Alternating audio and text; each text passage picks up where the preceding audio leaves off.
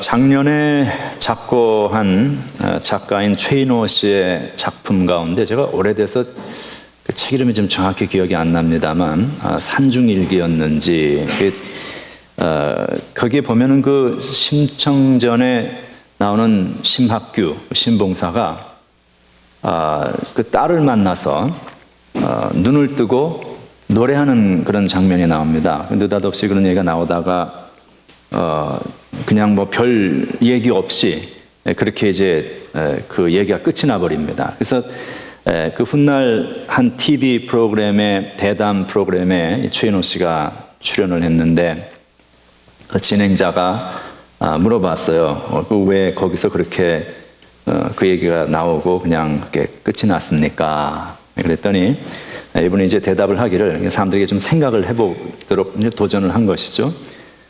그 작가의 대답이 그랬습니다. 그 앞을 보지 못했던 신봉사가 눈을 뜨게 된 것은 공양미 300석 때문이 아니었다. 그것은 딸에 대한 사랑 때문이었다. 이제 이렇게 이야기를 했습니다. 죽은 줄로만 알았던 심청을 다시 만나면서 그 딸에 대한 그 뜨거운 사랑이 격정적으로 씻어쓰면서 눈을 뜨게 됐다는 것이죠. 괜히 그 공양미 300석에 눈을 뜰 수 있다는 이야기를 듣고 아버지의 눈을 뜨게 하기 위해서 장상곶 앞 인당수, 이렇게 우리 요즘에 북한하고 계속 문제가 되고 있는 백령도에서 동북쪽으로 황해도 그 앞에 그 인당수는 아주 그 물이 험하기로 유명한 그런 곳이죠. 거기에 심청이가 몸을 던졌죠. 근데 그렇게 그 딸이 몸을 던져서 마련해준 그 공양미 300석, 이것이 신봉사의 눈을 뜨게 하지 못했습니다.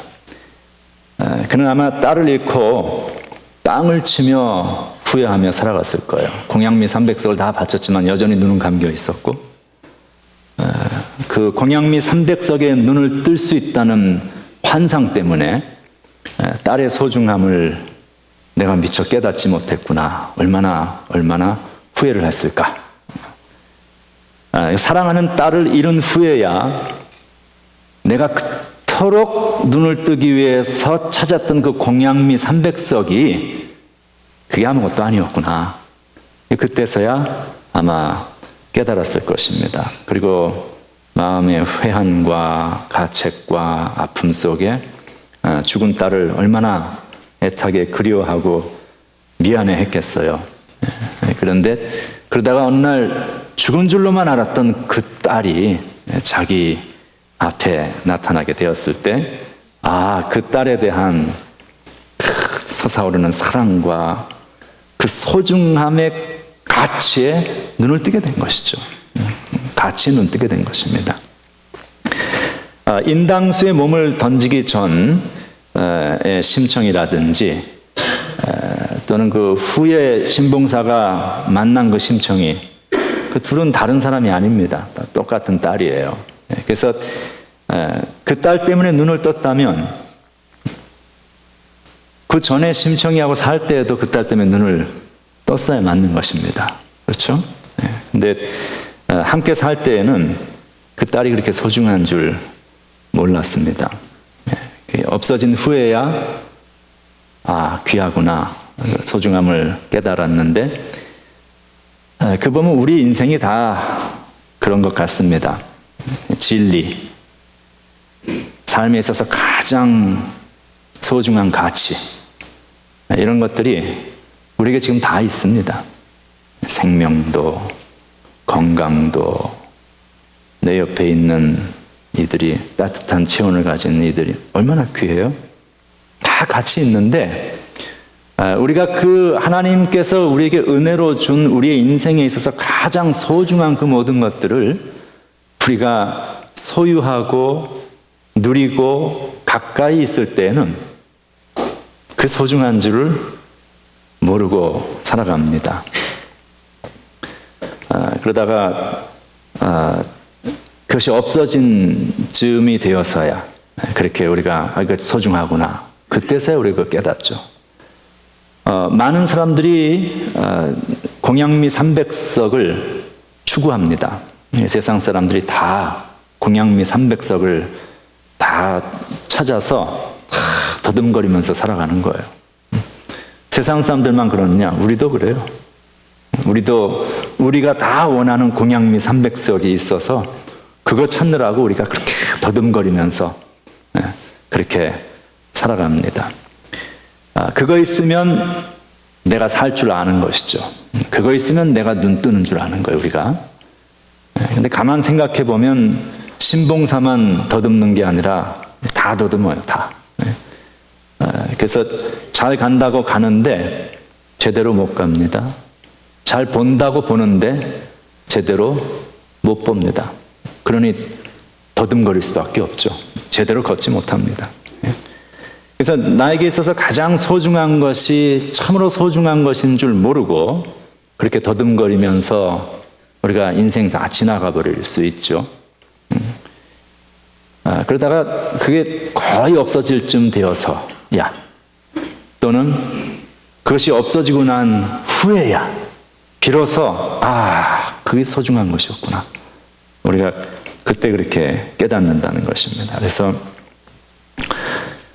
사랑하는 내 주변의 사람들, 지나다니는 길가에 피어있는 들풀 하나, 요즘엔 뭐 들풀을 볼 수가 없습니다만 눈이 좀 지겹긴 하지만 미네소타에서 그것도 다 근데 살아있으니까 그거 다 볼 수 있고 만질 수 있고 추위도 느낄 수 있고 그런 거 아니에요? 생각 없이 지나치는 그 모든 거 우리 이렇게 앉아서 이렇게 보는 예배당의 이런 이 모습들 다 귀하잖아요. 얼마나 소중해요.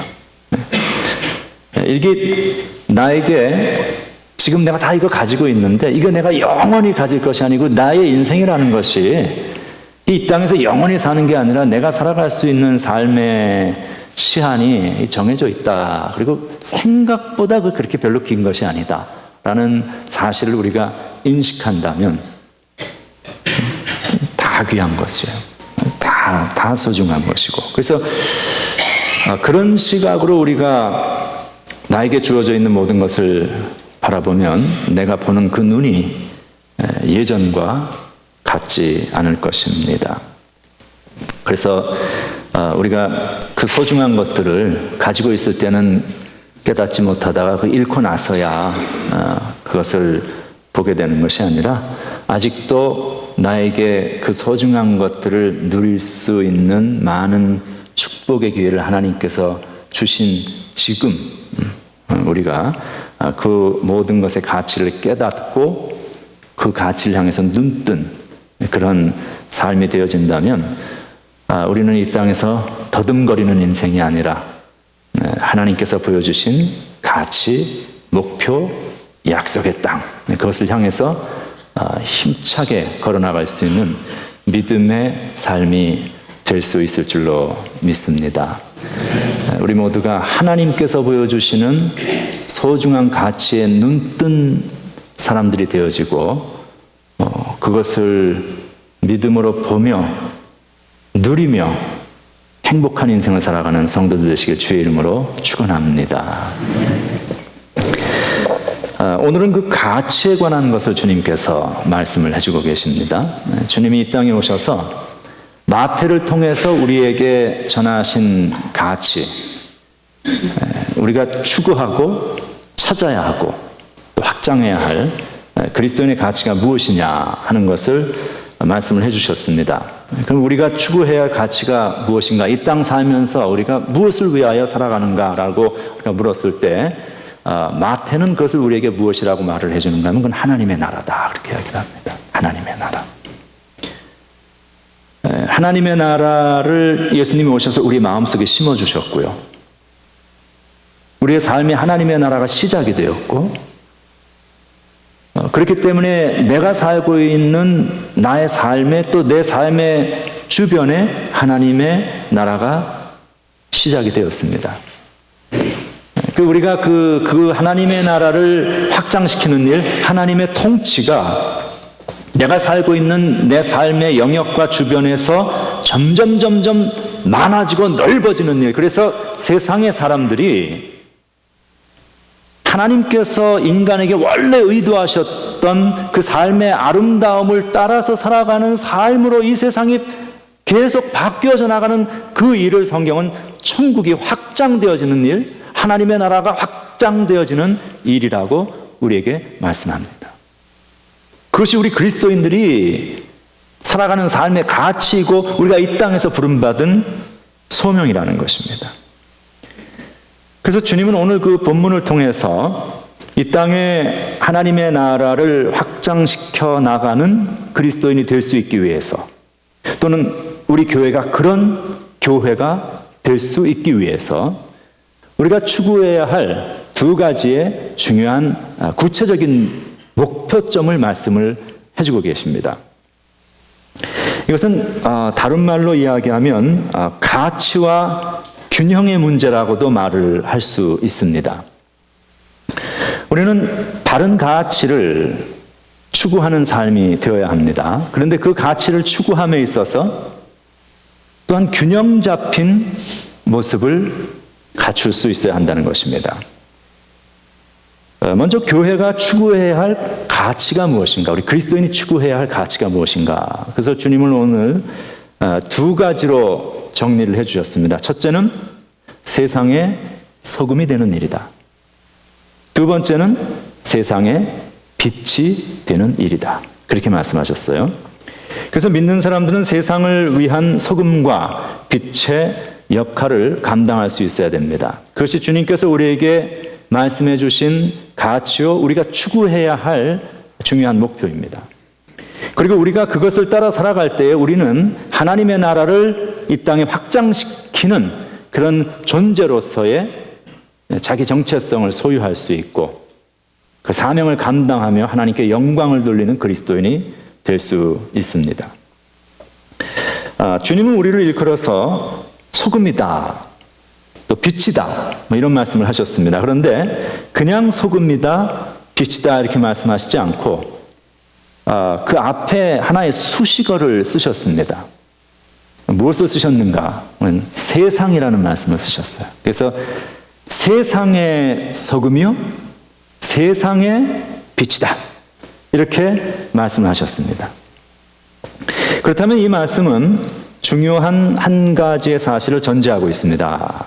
그것은 무엇인가? 교회는 또는 그리스도인은 세상을 위한 존재라는 뜻입니다. 교회는 세상을 위해서 존재합니다. 교회는 교회 자체를 위해서 존재하지 않습니다. 독일 나치에게 순교당한 디트리 바운헤퍼라는 유명한 신학자이자 목사님, 그가 그 저서 기독교 윤리학 에틱스라는 그 책에서 그 말을 합니다. 하나님의 교회에 속하는 사람들의 첫째 과제는 자기 자신을 위해 존재하지 아니하며 세상을 향해 그리스도의 증인이 되는 것이다. 이렇게 말을 합니다. 우리가 자기 자신을 위해서 살아가는 삶이 아니라 세상을 위한 축복된 존재로 우리 한 사람 한 사람의 삶이 세워져야 한다는 거죠. 세상을 위해 축복된 존재가 되어질 때 교회는 교회로서의 가치를 확인합니다. 교회가 세상에 있는 수많은 단체나 모임들과 다른 이유 중에 하나는 교회는 교회 자체를 위하여 존재하지 아니하고 세상을 위해서, 이웃을 위해서 존재한다는 사실입니다. 교회가 세상을 위해 필요한 존재가 되어지고 우리 교회가 있어서 이 사회에, 세상에 소망이 되어지는 그런 모습이 될 때에 우리는 믿음의 백성으로서의 자존감을 소유할 수 있고 하나님께 영광이 되어지고 세상에 칭찬받는 그러한 삶이 된다는 것이죠. 그러니 우리가 하나님을 예배하는 것, 이거 지극히 당연한 일입니다. 말씀 배우는 것, 마땅한 일입니다. 기도하는 것, 소중한 일입니다. 성도의 교제, 귀한 일입니다. 그런데 이 모든 일들을 하는 이유가 어디에 있는가? 그것은 그러한 예배와 말씀과 기도와 교제와 이런 많은 영적인 활동과 훈련을 통해서 우리들이, 성도들이 영적으로 성장하고 또 이렇게 모여서 예배드리며 찬양하는 가운데 하나님께서 우리에게 부어주시는 영적인 능력을 공급받고 그리고 그 힘으로 형제를 사랑하는 거예요. 그러나 그것으로서 우리가 다 됐다. 교회 와서 우리가 큰 은혜 받았다. 그것으로 신앙생활 다 됐다라고 이야기한다면 그것은 반쪽짜리 신앙밖에는 되지 않는다는 것입니다. 하나님은 우리가 바른 가치를 추구하되 균형 잡힌 가치의 추구를 말씀하고 계십니다. 바퀴가 둘이어야 수레가 안정되게 굴러갈 수 있죠. 세상의 모든 이치가 다 그렇습니다. 손도 둘이요, 발도 둘이요, 귀도 눈도 다 보면은 다 그렇습니다. 입이 왜 하나냐? 그는 주제에서 빗나가기 때문에 얘기를 안 하겠고 꼭 궁금한 분이 계시면 따로 찾아오시면 제가 생각하는 이유를 말씀을 드리겠습니다만 어쨌든 모든 것이 균형이 맞아야 적절한 하모니 속에 돌아갈 수 있습니다. 하나님께서 모든 이치를 그렇게 만들어 놓으셨죠. 그러니 교회도 마찬가지입니다. 교회가 안으로 해야 할 일이 있고 밖을 향해서 해야 할 일이 있습니다. 예배와 기도와 찬송과 말씀과 봉사와 친교, 이 모든 것들은 성도들의 내적인 성장과 영적 성숙을 위해 필요한 것입니다. 그러나 그것만으로 그쳐서는 안 됩니다. 소위 우리가 말하는 은혜 받았다 하는 그 사건, 여기에 와서 우리가 함께 모여서 우리가 이 안에서 경험하는 그것만 가지고 신앙생활이 다라고 이야기할 수 없다는 것입니다. 온전한 신앙이 되어지고 온전한 교회가 되려면 그 나머지 반쪽이 필요합니다. 그 반쪽이 무엇이냐? 그것은 세상을 위해 존재하는 교회가 되는 것입니다. 예배, 교육, 봉사, 친교, 우리 안에서 이루어지는 이 모든 일들이 안으로 향하는 내향적인 영성의 모습이라고 한다면 그와 균형을 맞추기 위해서 우리는 밖을 향하는 외향적인 영성을 또한 가질 필요가 있습니다. 그래서 우리가 먼저는 열심히 예배 드려야 돼요.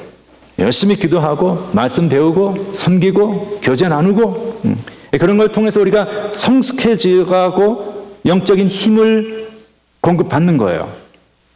그래서 이렇게 와서 예배 드리고 하나님 앞에 새로운 힘을 얻으면 그 다음 뭐냐? 여기서 계속 살 수는 없잖아요. 나가야죠. 예배당 밖을 나가는 그때부터 우리는 세상을 향해서 밖을 향해서 하나님의 나라를 내가 살고 있는 내 삶의 환경과 주변 속에 세워나가고 확장해 나가기 위해서 우리는 나가는 거예요. 그래서 세상을 위한 소금이 되고 세상을 위한 빛이 되어지고 그렇게 우리는 온전한 교회로 성숙한 신앙으로 만들어져 가는 것입니다. 자, 그렇다면 이 소금이 된다 하는 말은 무엇을 의미한다고 볼 수 있을까요? 소금은 부패를 막는 것이죠. 그러니 세상의 부패를 막는 교회의 역할을 의미합니다. 다른 말로 이야기하면 사회 참여다, 뭐 이렇게 얘기할 수 있겠죠. 또 하나의 측면, 빛이 된다 하는 것은 무엇을 의미할까? 이것은 어둠에 방황하는 사람들, 하나님을 떠나서 하나님을 알지 못하고 살아가고 있는 어둠 속에 있는 영혼들에게 생명과 진리의 빛, 복음이죠. 복음의 빛을 비춰주는 일을 말합니다. 다른 말로 이야기하면 영혼 구원의 사역입니다. 그러니 소금이 되어지고 빛이 되어지고 사회 참여를 하고 영혼 구원의 사역을 하고 이러한 이 두 가지의 사역은 균형이 맞아야 합니다. 수레 두 바퀴가 함께 굴러야 목적지까지 잘 갈 수가 있고 필요한 많은 것들을 나를 수 있을 것입니다. 그런데 많은 교회들이 이 둘 중에 한 가지만을 취하는 경우가 많습니다. 그래서 어떤 교회는 개인 구원에만 치중한 나머지 사회 문제라든지 환경의 문제라든지 사회 정의라든지 이런 것 전혀 신경을 안 씁니다. 이것은 다 세상 일이라는 거예요. 근데 그거 다 세상 사람들한테만 맡겨놓으면 그게 제대로 돌아가겠습니까? 그 반대로 어떤 교회는 영혼 구원이라든지 복음이라는 이 교회가 가지고 있는 본질적인 일에는 관심이 없고 온통 정치적인 일에만 관심을 가지고 있습니다. 그래서 그런 교회에 가서 설교를 들어보면 이게 도대체 정치단체를 온 것인지 정치 강연인지 하나님의 말씀을 선포하는 설교인지 복음의 내용이 없어요. 복음의 내용은 없고 전부 정치적인 그런 비판과 선동만 하는 그런 경우를 보기도 합니다. 자, 그래서 우리 그리스도인은 이 사회 참여라는 측면과 영혼 구원이라는 이 두 가지의 측면에 균형을 맞춘 신앙의식을 가진 성도들이 될 필요가 있다는 것입니다. 미국에서 제가 미국에서 목회를 하던 어느 목사를 제가 이제 알고 있는데 그분이 한국에 청빙을 받아서 나갔어요. 한국 나가서 이제 목회를 하는데 그 한국에 이분이 청빙을 받아서 나간 그 교회는 전통적으로 정치 활동을 항상 하는 그런 교회로 아주 알려져 있는 그런 교회입니다. 이제 선거 때가 되니까 어떤 대선 후보에 대한 반대 데모를 하는 그런 모습이 교인들과 같이 하는 그게 사진을 해가지고 인터넷에 이렇게 큼지막하게 나온 걸 제가 봤어요. 거기 보니까 대형 현수막을 이렇게 써붙이고 머리에다가 다 띠를 두르고 해가지고선 사기꾼 아무개는 물러가라 이렇게 막 해가지고 거기에 나와서 데모를 하고 있는 거예요. 그래서 그 현수막에 써진 그대로 그 사람이 정말 얼마나 큰 사기꾼인지 아닌지 그건 제가 알 수가 없습니다. 그리고 그것이 치우친 생각인지 아닌지 그것도 저는 모르겠어요. 그런데 그걸 보면서 제가 그냥 그 장면을 딱 보면서 첫 번째 딱 들었던 생각은 과연 저렇게 하는 것이 교회가 취해야 할 행동일까? 저것이 예수님의 방법일까 하는 그런 생각이었습니다. 그 말은 교회가 정치 참여를 하지 말아야 한다 하는 이야기는 아닙니다. 교회는 하나님의 말씀에 입각해서 정의를 말할 수 있어야 하고 부패가는 세상을 정결하게 지켜나가는 소금의 역할을 분명히 감당해야 합니다. 구약의 선지자들을 보면 그 왕이 잘못된 길로 갈 때에 자기 생명을 내놓고 가서 왕에게 직언을 했습니다. 하나님의 말씀의 시각을 가지고 공의를 이야기하고 정의를 이야기하고 했습니다. 그러니 세상이 또는 정부나 그런 데가 명백히 하나님의 뜻을 거스리는 일을 할 때에 교회는 일어서야 합니다. 말해야 합니다. 하나님의 말씀으로 공의를 담대하게 외칠 수 있어야 합니다. 선포해야죠. 그러나 동시에 균형을 잃어서는 안 됩니다. 사회를 바르게 만드는 소금의 역할을 하는 동시에 교회가 결코 잊어서는 안 되는 것은 세상 사람들이 교회에서만 얻을 수 있고 들을 수 있는 복음의 메시지를 우리는 결코 잃어서는 안 된다는 거예요. 복음의 메시지. 그래서 세상 사람들이 이 복음의 빛을 보고 주님 앞으로 나아올 수 있도록 하는 그런 역할을 우리가 감당해야 한다는 것입니다. 한국에서 오래전 60년대, 70년대를 지나면서 군부 정권이 들어오고 참 그때는 인권이라는 게 참 없었죠. 시대적 상황이 그랬고 참 어려운 그런 시절이었습니다. 근데 그 시절을 지날 때에 천주교는 그래도 그 사회를 향해서 해야 할 말을 했어요. 바른 말들을 했습니다. 메시지를 전했습니다. 근데 반면에 한국의 그 개신교의 대형교회 목사들은 그렇게 하지 않았습니다. 뭐 다라는 건 아니지만 많은 분들이 그렇게 안 했어요. 언제 나를 조찬 기도회 좀 불러줄까? 기다리고 건물 크게 짓고 부흥회하고 자기들끼리 좋았습니다. 그런 게 나쁘다는 게 아니라 이 균형을 잃었다는 것이죠. 우리가 그런 모습을 보면서 특별히 보수적인 교단일수록 사회의 아픔과 부패에 대해서 철저하게 침묵했습니다. 민심이 떠나기 시작했죠. 그리고 의식 있는 젊은이들이 개신교회를 떠나기 시작했습니다. 그것은 소금과 빛의 균형을 교회가 상실한 결과였습니다. 물론 개신교라고 다 균형을 잃었던 것은 아닙니다. 개신교 안에도 소금과 빛의 균형을 잘 유지하기 위해서 그렇게 노력하셨던 그런 훌륭한 영적 지도자들이 있었고, 또 반면에 천주교라고 해서 그들이 꼭 다 옳았던 것, 그것도 아닙니다. 거기에도 균형을 잃은 모습들이 많이 있었습니다. 그렇게 오래전 일은 아닙니다만 광우병 파동 때에 일부 천주교 사제들이 시청 앞 광장에 나와서 그 그림을 보니까 아주 다 그런 어떤 연출을 한 것이죠. 그냥 까맣게 옷을 입고 있는 인파들 앞에 흰 옷을 입고 나와서 쫙 그래가지고 이제 의식을 집행을 하면서 수입소 문제를 가지고 그거 먹으면 죽을 것처럼 그렇게 정부를 비난하고 사람들을 선동을 했습니다. 그런데 그 정부가 들어야 할 일들이 있었어요. 그 당시에 교회가 말을 해야 할 일들이 있었고, 그런데 문제는 그 당시 수없이 굶어 죽어가고 있는 북한 동포들의 눈물 그리고 그들의 고통, 그것에 대해서 단 한마디도 말을 하지 않았습니다. 저는 지금 이 개신교와 천주교 중에 어느 쪽이 잘했느냐 못했느냐 누굴 비판하고 이런 것이 아니라 개신교가 되었든 천주교가 되었든 상관없는 것이죠. 우리가 소금으로서의 역할, 또 빛으로서의 역할, 이 역할에 있어서 우리는 균형을 갖춘 교회가 되어지고 성도가 될 수 있어야 한다는 이야기입니다.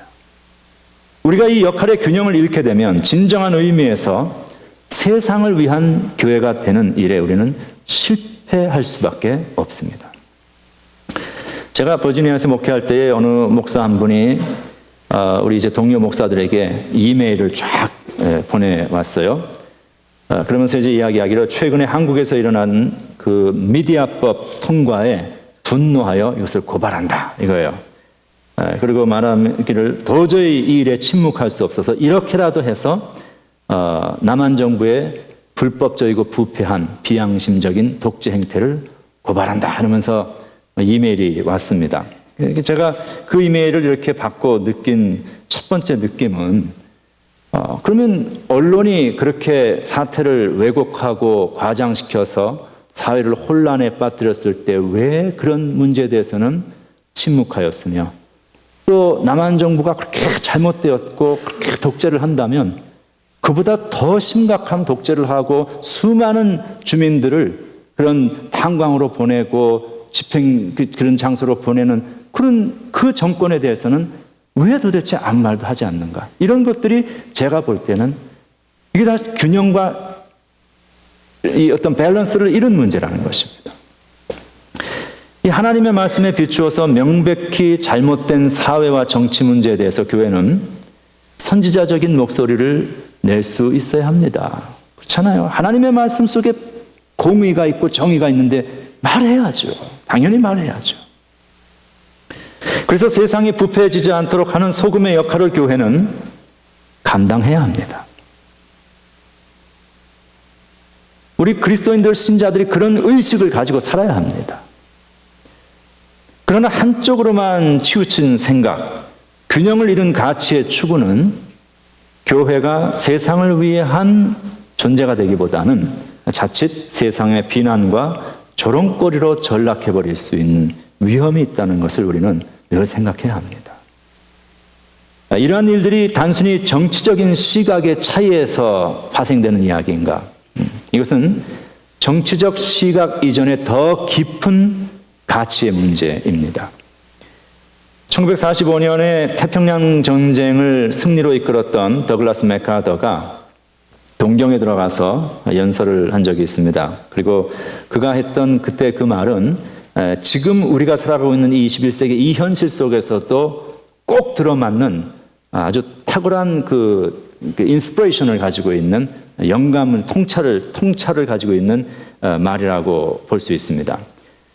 지금 온 세계가 당면하고 있는 문제는 경제 문제입니다. 경제 문제는 군사 문제이며 군사 문제는 정치 문제입니다. 정치 문제는 정치가의 양심 문제입니다. 양심 문제는 도덕 문제이며 도덕 문제는 종교 문제입니다. 나아가 있는 궁극적으로 신학적인 문제입니다. 오늘날 우리가 당면하고 있는 문제는 전쟁 그 자체가 아닙니다. 실로 이것은 양심의 문제요 도덕의 문제입니다. 경제 지원, 정치적 수완, 군사적 배려보다도 이것은 양심과 도덕, 그리고 나아가 신앙과 신학의 부재에서 나오는 인간의 가장 근본적인 문제입니다. 오늘 우리는 스스로에게 한번 질문해 보아야 합니다. 우리 교회는 나 한 사람, 우리 한 사람은 과연 성서가 보여주고 있는 바른 가치를 추구하며 하나님 앞에 서 있는가?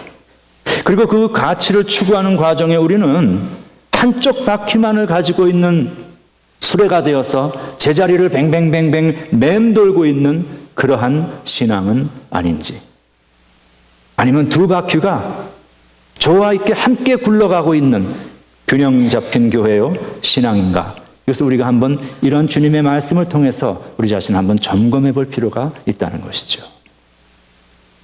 부패가는 세상이 썩지 않도록 세상의 소금이 되는 사명을 우리는 감당해야 합니다.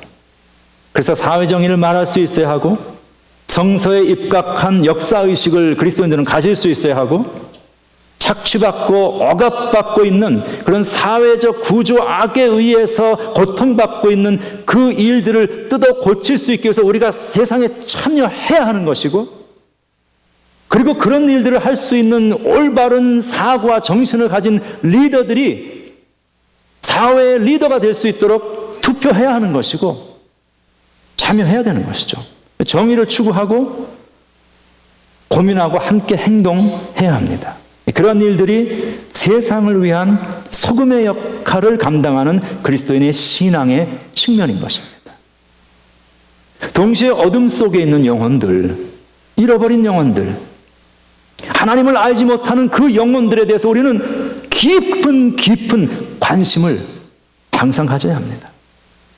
그들을 위하여 복음을 전하고 그들로 복음의 빛 가운데로 나오게 하기 위해서 우리는 우리가 가지고 있는 자원들을 활용할 수 있어야 되고 하나님 앞에 우리가 쓰임받기를 소망할 수 있어야 하고, 그리고 그러한 일들이 이 세상에 하나님을 알지 못하는 영혼들에게 복음의 빛을 비출 수 있는 세상의 빛으로서의 역할을 우리가 감당할 수 있어야 합니다. 이 두 가지의 가치, 이 두 가지의 가치가 균형 있게 이루어질 때 우리는 오늘 본문의 주님의 말씀대로 세워지는 삶이 될 수 있습니다. 주님이 이렇게 말씀하시죠. 이같이 너희 빛을 사람 앞에 비추게 하여 세상 앞에 균형 잡힌 모습을 보이라는 거예요. 저희로 너희 착한 행실을 보고 하늘에 계신 너희 아버지께 영광을 돌리게 하라고 말씀하십니다. 균형 잡힌 신앙, 하나님께서 나를 이 세상에 나의 삶을 통하여서 내 삶의 영역에 내 주변에 하나님의 나라를 확장해 나가시기 위하여 나를 소금으로 빛으로 부르셨다는 사실, 그리고 우리 교회를 그렇게 사용하기 원하신다는 사실 앞에 우리는 믿음으로 하나님 앞에 아멘으로 이 사실을 받아들이며 균형 잡힌 믿음을 추구해 나가는 성도들의 삶이 되시길 주의 이름으로 축원합니다. 기도하겠습니다. 하나님 감사합니다. 우리가 세상을 위한 소금으로 살게 하시고 세상을 위한 빛으로 살 수 있기를 원합니다. 우리 교회가 있어서 이 사회에 소망이 있기를 원합니다. 내가 있어서 나의 삶의 영역에 하나님의 나라가 확장되어져 갈 수 있기를 원합니다. 균형 잡힌 영성을 소유한 교회가 되게 하시고 우리들의 삶이 되게 하여 주시옵소서. 예수님 이름으로 기도합니다. 아멘.